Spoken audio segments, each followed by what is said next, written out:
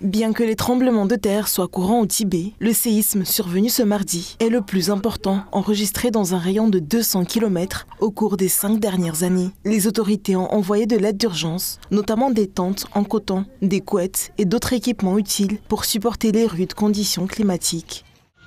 Nous suivrons entièrement les importantes instructions du secrétaire général Xi Jinping et les directives du Premier ministre Li Qiang et nous renforcerons la surveillance sismique et le système de prévention. Nous ferons tout notre possible afin de mener des recherches exhaustives pour les personnes piégées, fournir des soins médicaux et l'aide nécessaire à tous les blessés, répondre aux besoins fondamentaux des habitants touchés ainsi que bien pallier aux conséquences. Selon les données officielles, le canton de Dengri, situé près de la frontière avec le Népal, compte plus de 60 000 habitants et environ 6 900 personnes vivent dans un rayon de 20 km autour de l'épicentre. Plus de 1000 maisons ont été endommagées, dont certaines réduites à l'état de ruine. Le président russe Vladimir Poutine a envoyé une lettre de condoléances au président chinois Xi Jinping.